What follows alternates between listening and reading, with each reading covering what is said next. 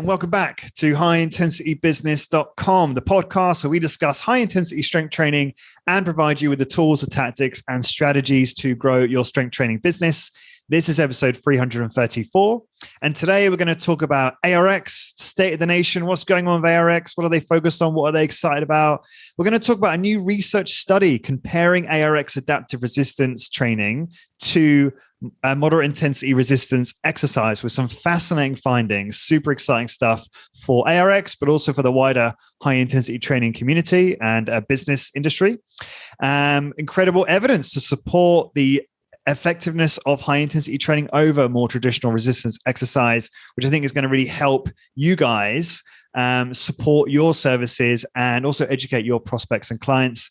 Today's guest to discuss this with me is Mike Polano, Chief Product Officer over at ARX. Mike, great to see you again. How are you doing? See you too, Lawrence. Glad to be here. Awesome. So I figured we'd kick off with just getting an update from you guys. Whenever I look at you guys on LinkedIn or, connect with you guys, there's new people on the team, you're growing, I'm getting introduced to all these new people. So what's happening? Yeah. So we'll definitely start talking about the team because it's just fun. It's just fun to see where we've come from over the last, I've been on the team for almost 8 years now. And in the early days, it's a very small team. Even in the most recent days, it was still a pretty small team, but recently brought on, 4 different people, including like a VP of marketing, VP of software engineering, full-time designer. We just hired an operations manager a year ago, roughly. So yeah, the team is growing and it's great. It's just like although I've done this for about 8 years, it still feels like we're just getting started. Yeah, love that. So team is growing. And what are you seeing out there in terms of the marketplace? I'm thinking, I don't know whether it's fair to say post-COVID, maybe you can educate me on the situation there in various states in the US or where you're located, just in terms of the general vibe, the general attitude towards your product and what you're seeing with your customers and the new challenges they're facing. Can you speak on that for a little bit?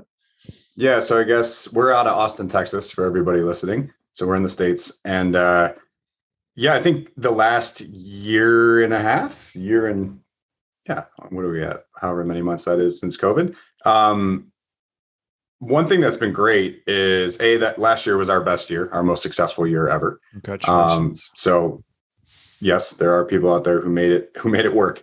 But the other side of that is a whole adoption of what they call the connected fitness industry.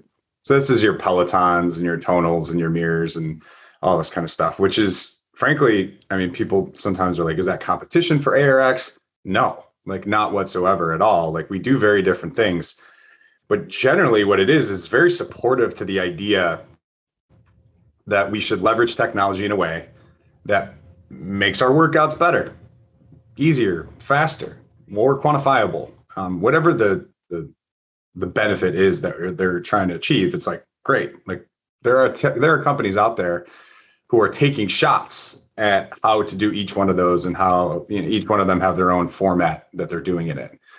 And I love to see that because, we've been talking about the benefits of leveraging technology and exercise for 10 years. Now, over that 10 years, the technology continues to get better, right? So the computer systems get better. The motor and drive systems for our stuff get better. The internet just gets more ubiquitous and more people have smartphones and they can, communicate about stuff, or you can get updates through the cloud and the web about your data, your information. Wearables are everywhere now. We were just at the Upgrade Labs conference, biohacking conference in Orlando, which is our 6th year doing that. And it's like everyone's got a wearable, like everyone's got an Oura ring, everyone has a Whoop strap, a Bio strap, like everyone's got them. I'm not sure if anyone knows how to use them because sometimes you ask people like if they've got any benefit from the stuff that they're leveraging, the technology they're leveraging. Some of the answers are not, they're not the greatest. But the point is like the early adopter phase is, I think, well past. Like my parents know about this stuff. They see the commercials. They've been fed the Instagram, Facebook ads. So we live in a world now where I think it's rapidly changing. And I always like to talk about the technology exponential curve, because that's where we are. We're on the fun part of the curve now. But like early, exponential curve days, it's really boring. Like there's not really that much happening. It doesn't seem like it's exponential because it's really not at that, like when the doubling starts happening and all of a sudden it's a hockey stick up and to the right, then you start to see, driverless cars and like SpaceX and all the things that happen. But like this is a 10-15 year process of iteration after iteration in order to get to that really fun part of the curve.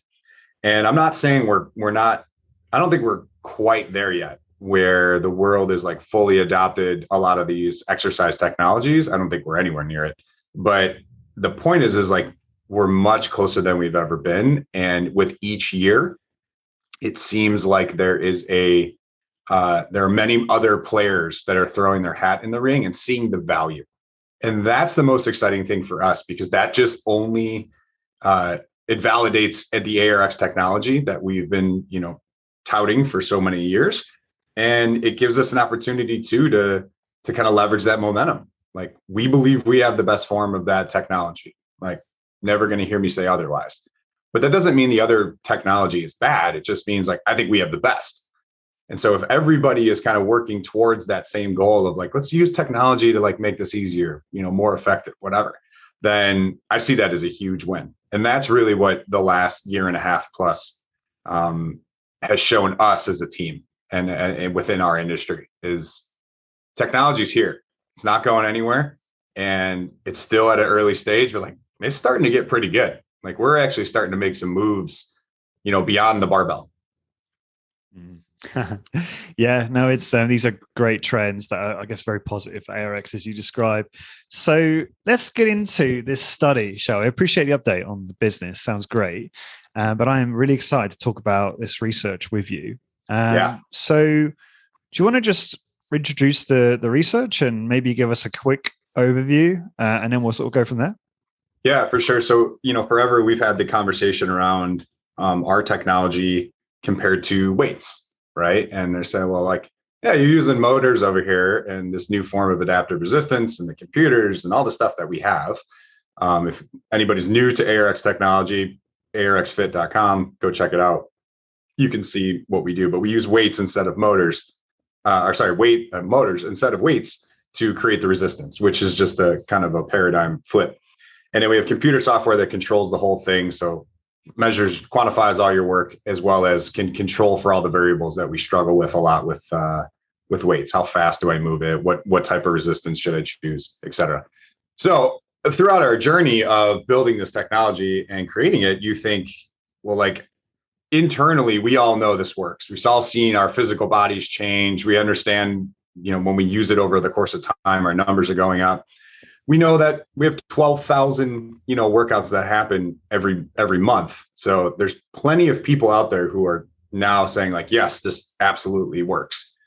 But when you talk about that adoption curve that I was just talking about earlier, we're still at the beginning phases. So there's still tons of people who need to be onboarded to this idea that possibly there might be a better way to do resistance exercise that's not a barbell, that's not a gravitational weight stack, a dumbbell. So in order to do that, you got to get science involved here. We got to start putting some things together. We got to get some third parties involved. And, we did that. We did that last year. And we did it with Western Colorado University, a fellow by the name of Lance Dolick, who I believe has probably been on the show talking about Carol or anything. No, I haven't had Lance on actually. I'm not even familiar with his name, but I did think to reach out to him as well at some point. Yeah, if anybody's familiar with the Carol bike, Lance and his team at Western Colorado University did their third-party study to talk about all the benefits of that high-intensity sprint training. So when it came time to consider, who would be somebody that we would want to work with on this stuff, we got connected to Lance, and it was a pretty good synergy, like right away. Like he understood it. He, kind of lives and breathes this stuff. And he's absolutely trying to push some things forward and not just like rehash, old studies. And yeah, so that's kind of where we started. And this happened at the fall of last year. So that's kind of like the setup. But when we embarked on that, as a team, like we've read plenty of studies, and I think everybody's been there. If you've ever dove into some of the research or you've read somebody's paper, it's like a lot of time invested, and then you leave, you get to the bottom of it, or even just at the abstract, and you're like, I'm not really sure I got what I needed out of this. Like the title said one thing, but I don't really, did we move anything forward here? And it's a little frustrating, because if you care about resistance exercise as much as I assume most of the listeners do here, you're like, man, I want to know the answer. Like, get me to the next step, the next phase in my understanding of it. Is this the right path? And I think there are some good studies out there, don't get me wrong, but there are more kind of murky studies than there are very clear cut, like, yes, we learned something here that we can then use to leverage in the next study or in your workouts tomorrow. And that was really something that we were like, let's do that. Let's put together the study design that when you leave the paper, you're like, that's pretty clear cut for me. Like, that makes sense. And we obviously didn't know what the results were going to be. But that was the goal going into it. So that's kind of the setup. Yeah. Yeah, I totally agree. I think this is a really, really compelling paper. So I guess in terms, I just want to walk through this. Do you want to just talk about high level, like you described at the start of this podcast we got recording? You talked about, you had some of those high level points about the purpose, the method, so on and so forth. And you can Sure. just kind of describe the study in a high level way, and then we can dive into some bits as you go, maybe. Yeah, absolutely. So real quick, like anytime you're looking at any studies, you can read the abstract, but study design is super important. Absolutely. Study motivations are super important. Like, was this a machine that was donated, or did they buy this? Yeah. So like, these are the kind of things where if you just read the abstract, or if you don't really dive in and you kind of ask like, secondary, tertiary questions, then you might come out with an entirely different response to a study that somebody else does. Because you might say, this is going to cure cancer. And then somebody else is like, no, I think this causes cancer. You're like, how did you read the same study that I read? And you have the entirely different response. So our job on the front end was to make this, as clear cut on all of those points that we could. So the first thing to know is Western Colorado bought their machine. So ARX did not donate this machine as a way to, get a positive result out of this study. They paid it full retail, and that was a requirement by both of our sides to make sure that like no one could ever point to it, be like, of course, the guy who did the study, who got it for free, is going to come out with a positive result here. So step one, what are the motivations? That was pretty, made clear on both sides in the front. We're like, we're gonna make sure that everybody is on the up and up here when it comes to payment. So they bought a machine. They wanted to genuinely find the same kind of result that I'm talking about, like an honest result. And then it was like, okay, well, who do we want to go after? What's the design study there? And I'll just go high level points here. So 12-week study, 3 months. 3 different groups. You got your control group, who basically did nothing. You got your group that did moderate intensity resistance exercise. We'll talk about what that is. And then you have your ARX group. Average age was around 45 years old. And the participants, didn't want to do any resistance, or they agreed to not do any resistance training within the previous 6 months of the study. So they were basically coming in, undertrained. Like they had not been, aggressively attacking the weight stacks. They also agreed not to change their dietary habits. And so that's kind of the cohort. Measurements were taken day 1 and then after 12 weeks. And then there was also a strength test done only once at like the 6-week mark, and then the 12-week mark. So once 1 week, 6 weeks. And then muscular strength was tested via a 1 rep max and a 5 rep max, but all of the strength testing was done using the same weight machines. So even though people trained on ARX, a motorized resistance, adaptive resistance technology, and they did every bit of their training on that, when they went back and tested that ARX group, they did it on weights, right? Which is oftentimes what we hear a lot is like, yeah, this is great. I see the numbers going up on your ARX machine, but like, does that transfer to weights? Yeah. So hang on, were these weights like what, weight machines or free weights or? Yeah, it's 10 different exercises, and they were weight stack machines. And so is it fair to say that the moderate intensity resistance exercise group would have more skill in those movements since they were training on those? Exactly the case. And we'll get into that. So a couple other things they tested besides strength: VO2 max, interesting, weight of actually like how much did this person weigh, and then ultimately waist circumference. So the goal was to try to create, a battery of tests that are outside of strength, because a lot of people don't even care if they're stronger. Most people care if they're, losing weight, or, did my cardio improve, those kind of things. And we were like, well, heck, test them all. And this was really fun to do, because it was like multiple wins across the board. But the strength one, we were like pretty confident we were going to win. But the other ones were like, we have no idea, like what will be the physical changes that people get when they do this type of ARX intensity versus, a moderate intensity. Mm-hmm. And so that's ultimately what was tested as well. And you have it posted here. So yeah, you can see that, right? So I'm sharing my screen. I'm a bit of a rookie when it comes to doing video podcasts, sharing screens. So you might want to just blow it up in terms of zoom in. So anybody like looking on their phone can see it.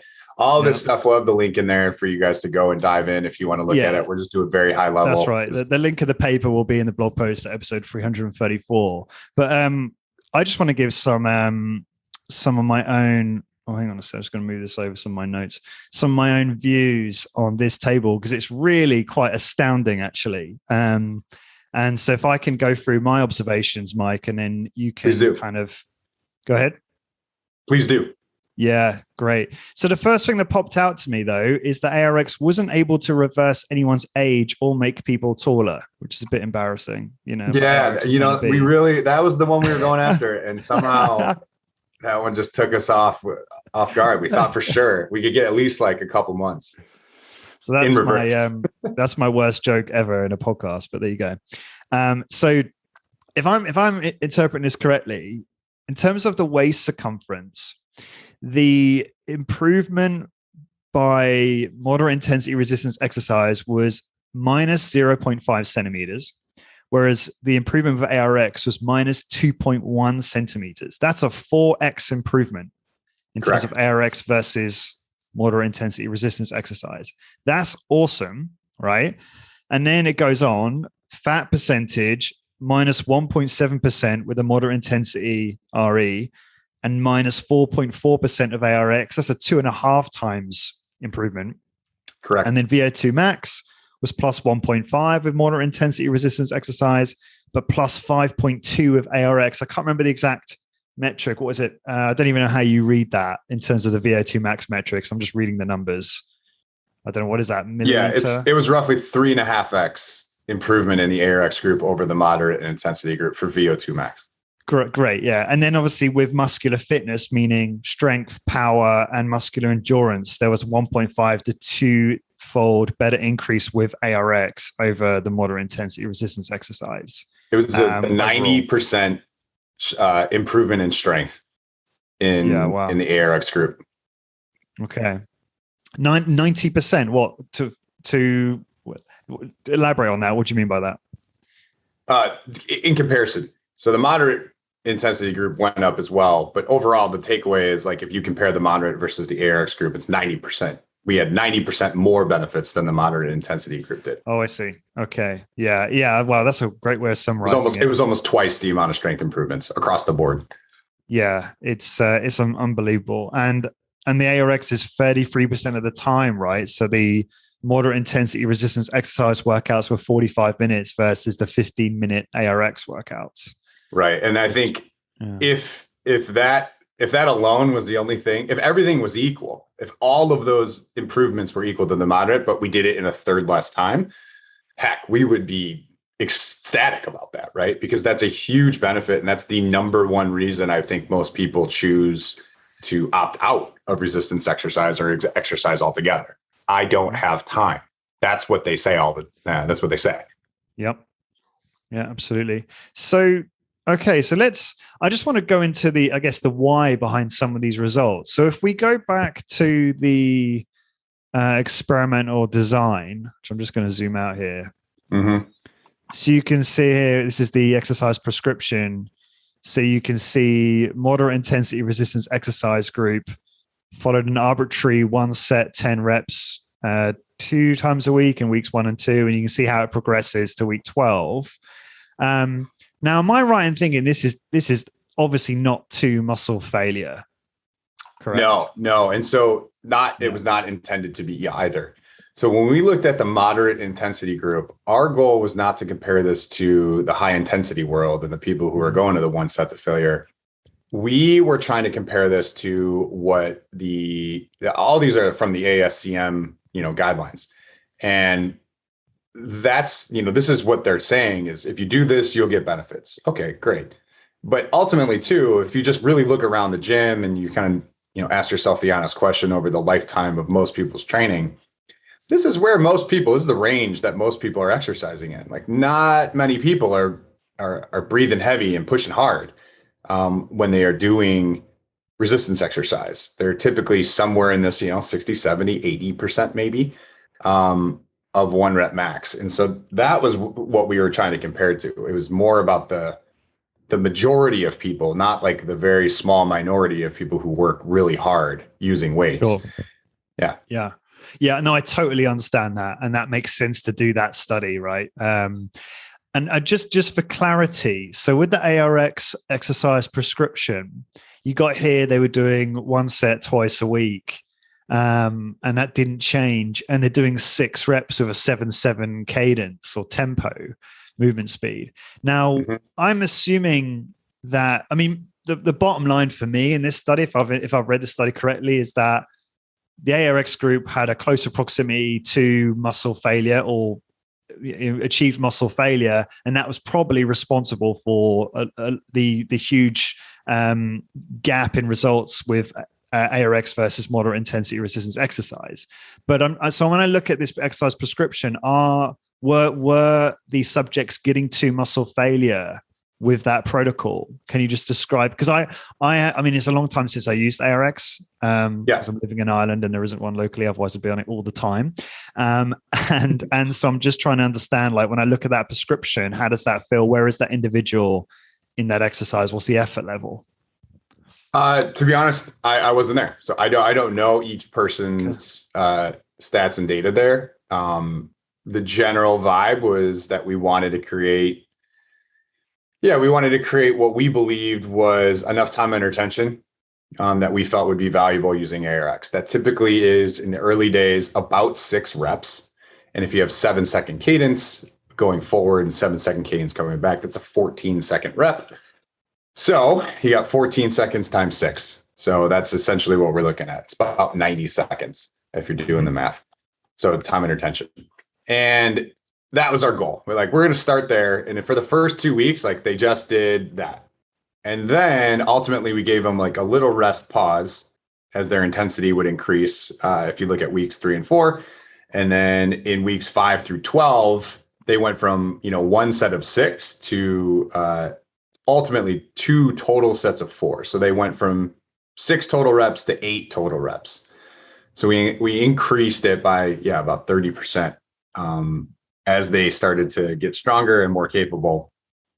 That's just ultimately, because that's the progression that most people go through anyways with ARX. And then they also increased it on the moderate intensity group too. It wasn't just like we increased the volume for ARX people. The moderate intensity group also went up. So they went from 1 set for the first 1 to 4 weeks all the way up to 2 sets of 12. So they also increased volume accordingly.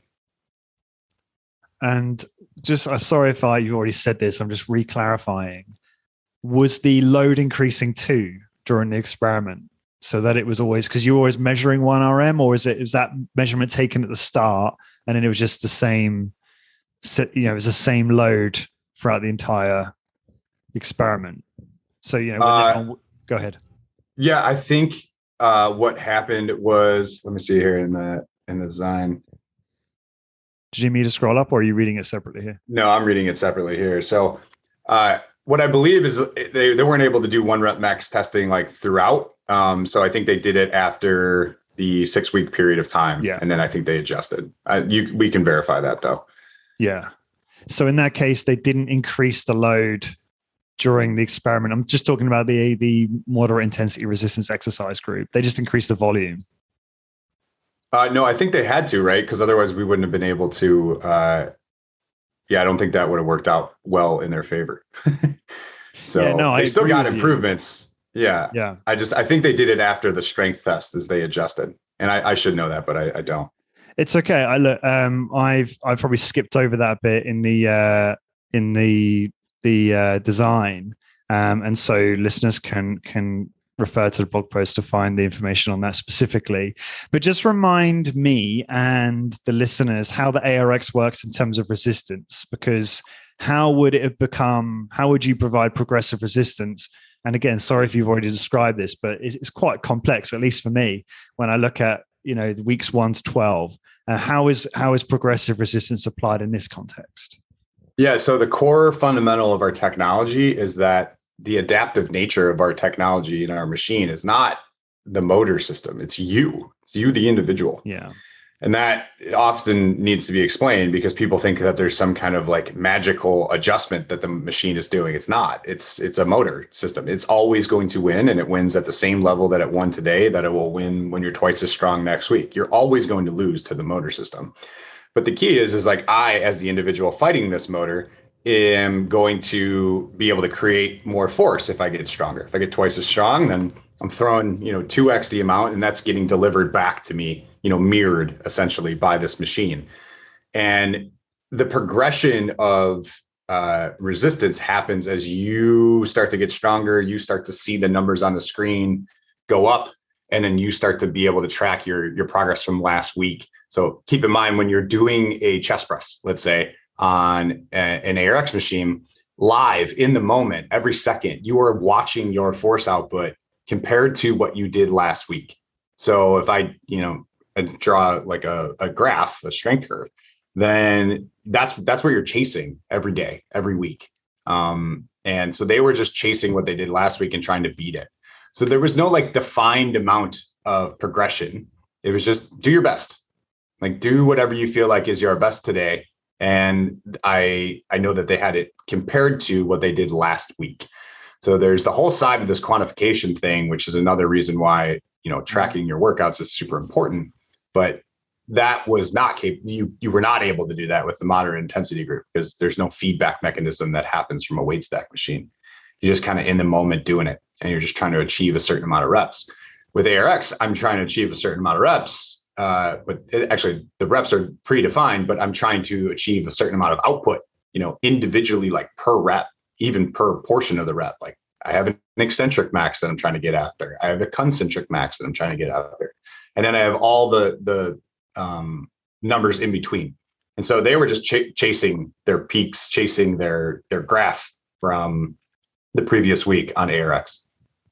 Yeah, this is so clear to me, right? It's ARX is superior to the other protocol in this instance, because just like you're saying, all these things are making the individual work harder, right?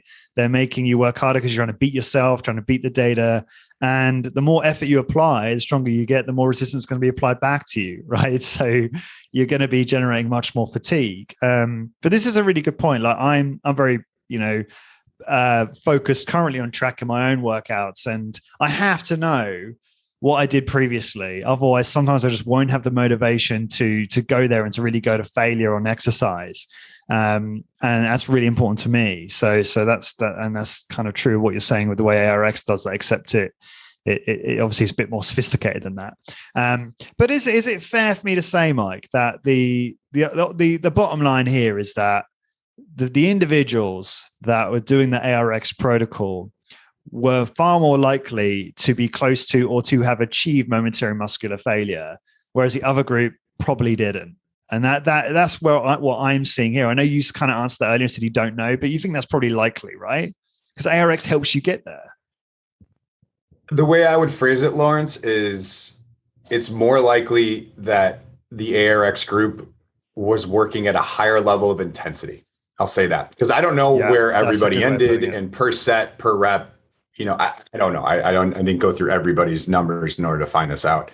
But because you have this quantification and you're chasing what you did last week and you're kind of always pushing yourself more because you have this feedback and you have this perfect level of adaptive resistance. Well, yeah, I mean, that's the general outcome for most users of ARX technology is like they work way harder because they have all this feedback and they feel safe to fight this motorized resistance compared to the weight group who, if you imagine like, doing a leg press, you just kind of push it off the stack.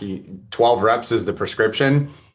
You're doing your best. You don't really know where you're at in the moment. You kind of get lost in that exercise set. And sometimes it works out in your favor and you end up working hard. Other times you drop the weight stack machine, you finish your 12 reps and you're not really sure if you got anything done. Like we've all been to that place. And that's where, you need multiple sets. You need drop sets. You need to vary the amount of resistance in some way, either up or down, to achieve that level of intensity. So I would say it's more likely that the ARX group had a higher level of overall intensity per exercise, per workout than the moderate intensity work group did. Yeah, really well said. Thank you for that. And I think this is interesting, right? Because the study does kind of say, like every study, that more research is needed to understand this even better. And one might argue, don't know what you think about this, Mike, that the results, assuming you had individuals that were, because obviously you had a relative, it's not a super small sample size, but I understand it's hard to get big sample sizes for studies like this. But it's almost saying that if you had an individual who was super motivated and actually trained as hard as possible in these machines, like trained to absolute fatigue, that they would get even better results than what we're seeing in this study. So the results were amazing, but they'd get even better results. Do you think that's true? I'll be careful what I say here because extrapolation on one study, it would be dubious on my part. And I think from my own personal workouts and my own personal experience training, hundreds of people at this point, that tends to be the outcome. Assuming that they have good recovery, assuming that they are, coming in motivated and making sure that they're trying to chase those better numbers each and every week. Yes. Now there are diminishing returns. There are people who, will push the limit of exertion and intensity and get to a place that might be, too catabolic. It might be too damaging over the course. And now all of a sudden, your once a week workout or your twice a week workout, you can't do that. You need to do it like once every 10 days because you did like 30 reps of a leg press just because you thought more is better. Our goal when we're looking at anybody's improvement in their progression is we want the minimal effective dose, or at least like the effective dose. And so in order to do that, we got to make sure that the numbers on the screen are falling, like momentary muscular failure. Let's just talk about that term because in my world, I don't think that's possible. I think that's death.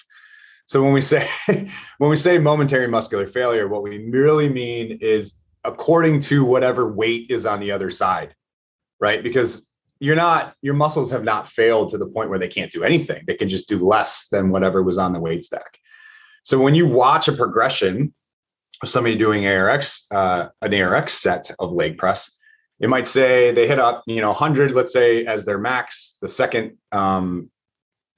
rep is 80. The third rep is 75. And now we're like 25% fatigue is what I would call that. And we can just watch this dropout, and McGuff talks always about like the orderly dropout of fibers. It's like, great, or the progressive dropout. And so like, those are the kind of things where I just look at the screen and I say, I want to train today to roughly about 20% fatigue, maybe 20 to 30% fatigue on the eccentric, and maybe 50% fatigue on the concentric side. We can see all that, broken out on our data. But I know also that if I go further, if I train to like 40 or 50% fatigue, I'm going to hate my life for the next like probably 24 to 48 hours or maybe longer. It's like, it's not worth it. And so I don't really need to go to that level in order to still see improvements. So we're trying to find the right size of volume for each individual based on the recovery profile, based on, just their general disposition about how are they going to be okay, like not being able to walk for 3 days because they did, 15 reps of ARX leg press. Like most people, the answer is no. So give them Everyone 6, on rec give would them love 8. that. They see that as a symbol of victory. Right. And they're little sick puppies out there. They're definitely out there. And I've done that. I've gone to that level of exertion myself, and I've come out with the same result. I don't enjoy it. It's not something that's going to, over the lifetime of training, get me excited every day about stepping onto my ARX machine. It's just, I don't need it. I also, that's the other thing. I don't need it. I could still get improvements. I'm still improving as an individual 8 years later on our technology. And I'm doing it, training roughly to about 15 to 25% is an average level of fatigue that I want to see through the course of, a leg press set. And if I don't get there, maybe I do another set and then I hit my number. Or some days I come up on that number, like on rep 2 of 8, and you're like, oh boy, not recovered. And so then that's another way to diagnose whether or not recovery is happening, is I'm trying to train to roughly a percentage of inroad.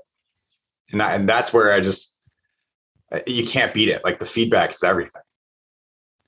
Yeah, it's exciting to hear you talk about this. And by the way, you're looking good. You're looking leaner, more muscular and leaner since I saw you. I mean, you always look good, but you look even better now. So it's definitely still working for you. Yeah, summer in Austin is the time that you want to be lean.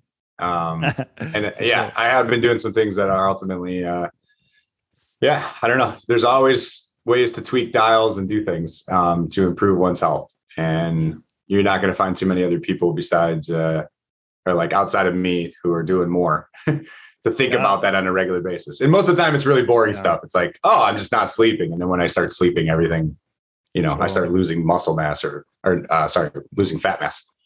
Yeah. So thank you. Appreciate it. You're a great poster boy for it, though. I think that's really important in our industry to be, picture of health. You should probably live it if you're going to. Yeah, for sure. You should probably try to live it.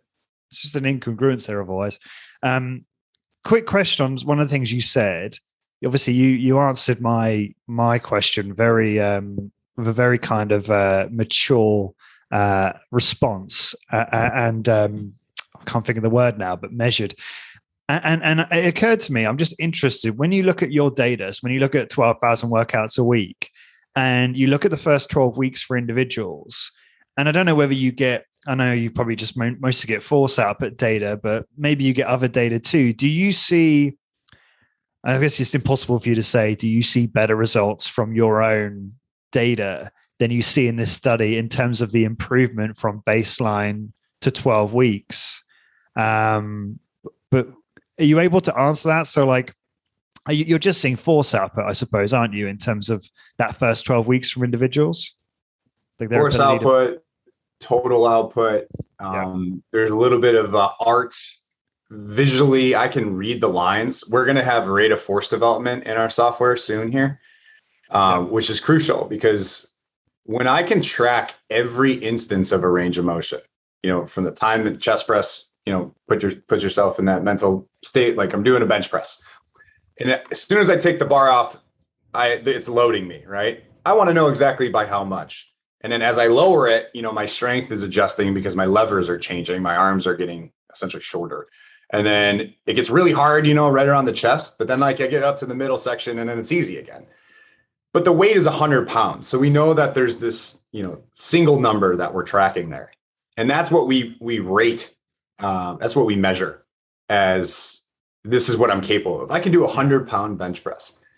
But with ARX, I'm watching a whole bunch of things. I'm watching every instance of my strength change as I lower that down to my chest and then raise it back up, both positively and negatively. I'm seeing all of those numbers. It's all one smooth graph.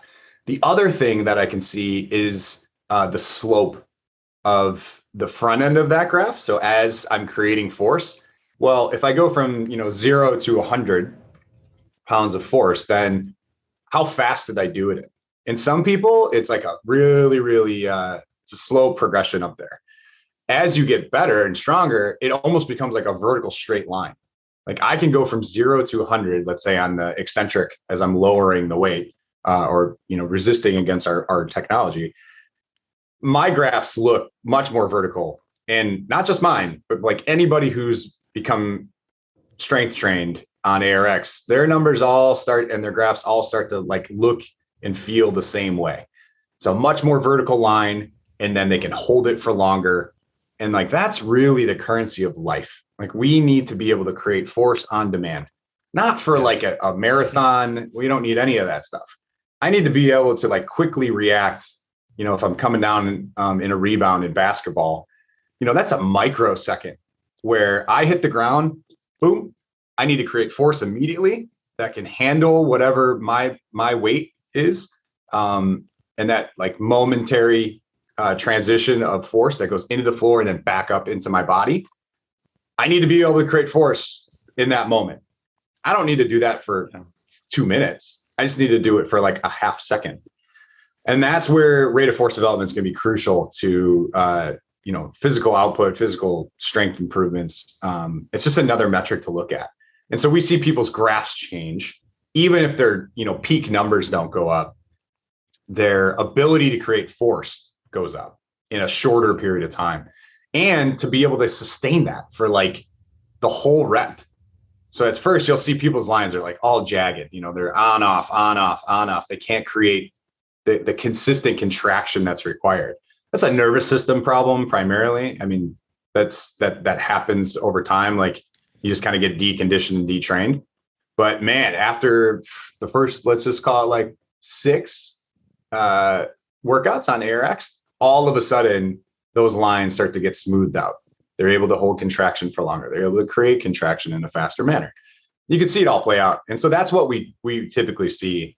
Not everybody recovers well. So not everybody's numbers are going to go up. They're not all going to get, more muscle mass on the first month or two, but they will see better graph improvements. And then ultimately that leads to working harder each and every session, because it's like, oh, I have a new line to chase. That's a better line. And it's a self-fulfilling like feedback loop. The stronger you get, the better you get, the harder your workouts are, because you're always chasing this new version of yourself that's improved. Yeah. No, I love that. Thank you for describing that. And I guess another example on the other end of the spectrum to the basketball example you gave is just, if it's a senior person who's just trying to save themselves from a fall, they need to be able to react quickly and generate that force as well. So that's you're right. So that's so important, that ability, that force output ability. I guess to sort of change my question slightly, what I was sort of trying to get at was, although that was really interesting what you said, because I didn't know all that, I'm just curious, when you look at case studies, that's a better word, case studies or testimonials from your clients, so people that own ARXs or fitness businesses that own ARXs, when they report back to you on improvements in waist circumference, body fat percentage, VO2 max, etc., if they're measuring that, is it comparable to what you see here in this study, or is it better? Hard to know. We have a lot of customers, awesome. And we only talk to a few of them who actually have the technology to do this in their facilities. So, a Fit 3D scan, an in-body scan. Some of them have partnerships with DEXA scan companies that are local to them, and they'll have a program for their clients to come in and, okay, you're going to sign up at, is it Optima? Is that your Optima facility? Strength? Yep. Yeah. So it's like they're going to come to Optima, and they are, the day one, they're going to get a DEXA scan, and then 6 weeks, they're going to get a DEXA scan, and 12 weeks, they're going to get a DEXA. Mm-hmm. There's some level of measurement involved. That's crucial. And it's got to be with, one of the top 2-3 ways to measure, waist circumference. I mean, some people do it with calipers. Some people do it with, a measuring tape. But generally speaking, the people who have the technology and can do that, some of them do it every week, honestly, and they track that. Assuming that the person is doing the right things when they leave the facility, meaning diet, nutrition, lifestyle, and they don't have to be perfect. This is not a requisite to be perfect. It's just, you got to sleep, you got to recover. You have to not eat cupcakes as soon as you leave the facility. Like these are the kind of things that are just required.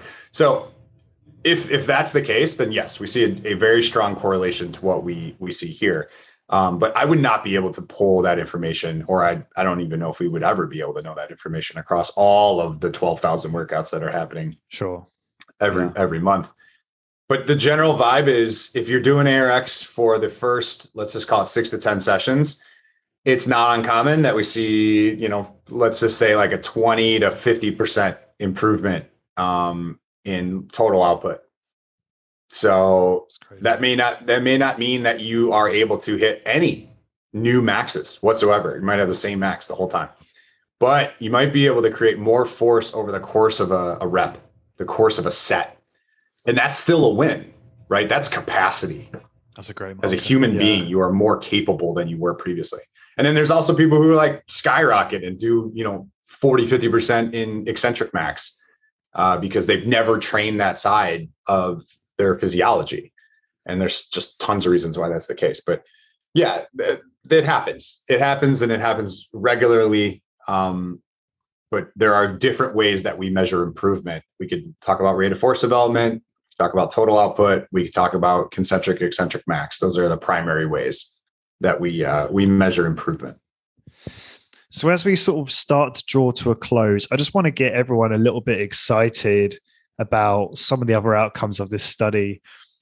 Just to quickly gloss over this section of the paper, this is where you show the difference in 1 RM and 5 RM. So 1 repetition maximum and 5 repetition maximum between the control group that did nothing, the moderate intensity resistance exercise group, and the ARX group. And you can see that ARX just wins on every single graph for every single movement, every single exercise. Now, I know we can't say it improved on, I think it's leg press 5 RM, tricep extension 1 RM and 5 RM, and bicep curl 5 RM. But you can still see there's a increase in the graph, but it's just not statistically significant. That's the point, isn't it? That's why they can't say in the study. Well, let's just talk about that for a second. Sure. So the machine that was used, our ARX machine, it doesn't do those movements directly. So there's a huge factor here that I think a lot of people miss out on is if you haven't leg pressed in 6 months and you get back on the leg press, even if you had like your PR, the day you left 6 months ago, there's a learning curve that you have to go through in order to get back to understanding how to use this particular machine at this particular angle. And so the ARX group who came and trained on the weight stack machines, they weren't doing any of those exercises directly. So they had to learn on the fly in those moments.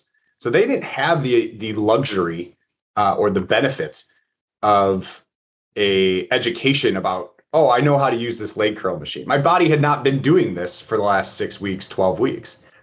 And so even though those numbers are a little lower, you got to remember they still won out.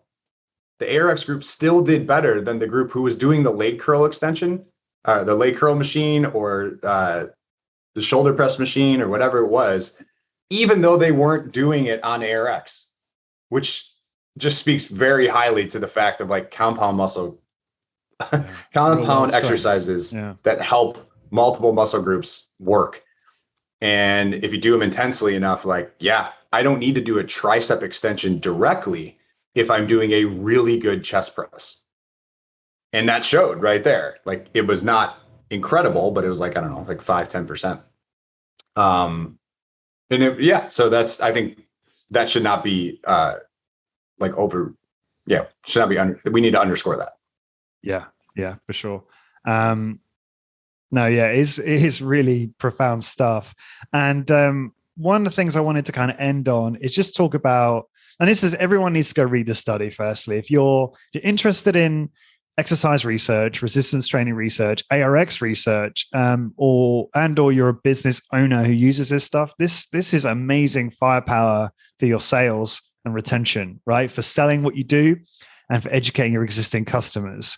There's some, if you read the last bit, the discussion piece and the conclusion, just talk about all the profound health benefits that a lot of us know derive from strength training, but this study is just really profound. And how would you for those listening who are just high intensity training advocates who don't necessarily use or have ARX, but employ a higher intensity method, what would you say to those guys that this study shows for and why they should be excited?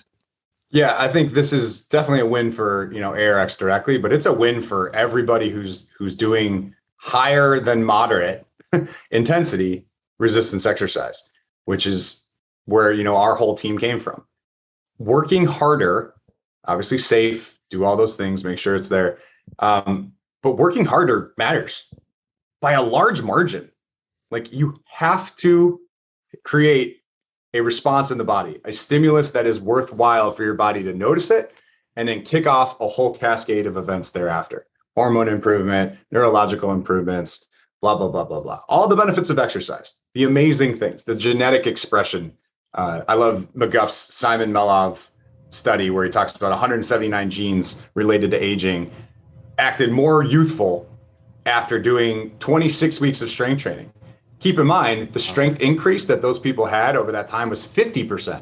In the ARX study, it was 90% in 12 weeks. So in half the time, we got almost double the amount of strength improvement. It's like, yeah, we're probably going to have the genetic expression improvements as well. If you are working out, if you are doing resistance exercise, intensity matters. This proves it. Whether you're using ARX, whether you're using a weight stack machine, doesn't matter. Make sure you're doing it safely and intensely, and then you will get amazing benefits. Love it, Mike. Great summary. So let's see here. So what's the best way for people to find out more about ARX and learn a bit more?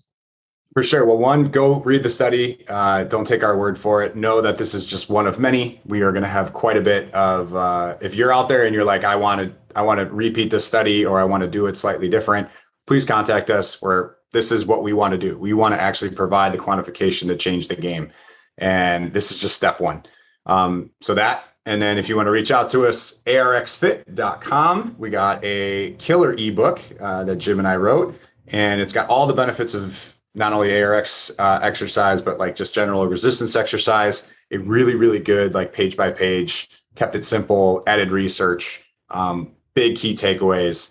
That's a great piece for anybody who's starting out. It's a great piece for people who've been in the industry forever, who just kind of haven't been thinking about the totality of exercise and its benefits. So go download the ebook. It is free. And then if you want to reach out to us regarding sales and purchasing an ARX machine, make sure to mention the High Intensity Business Podcast here. And let us know that you're interested, because we're growing and growing fast, and we want to get this out to as many people as we can. Yeah, awesome. Appreciate that. And for everyone listening to the podcast today, actually, before I mention it, I will just say this is totally irrelevant, but just made me laugh.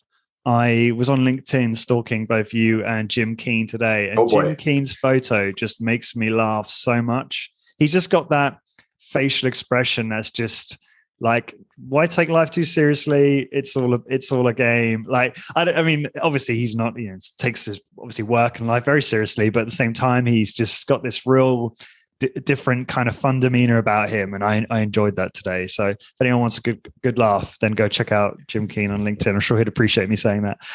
He's by far the most unique and most unique individual that's ever come across in my life, and we love him. He's a very valuable member to the team for many ways. But yeah, I mean, this stuff doesn't have to be all clinical. Like, our team is funny. We make jokes. We have memes on our Instagram page. Like, I love it. Those are the kind of things that just the old guard, the old way of doing it.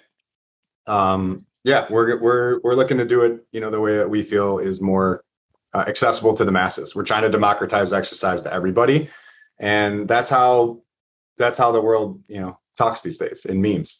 The internet works in memes, Lawrence.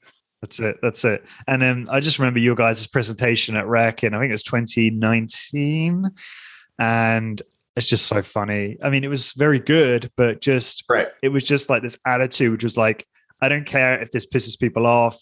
It's hilarious. And I literally felt like I always fell out of my chair laughing. I just thought it was brilliant and it was memorable. So hopefully you guys suddenly get invited back to do more presentations at REC in the future, because I'd love to see more of that. And for everyone in attendance, everyone listening, to find a blog post for this episode, please go to highintensitybusiness.com and search for episode 334. And until next time, thank you very much for listening.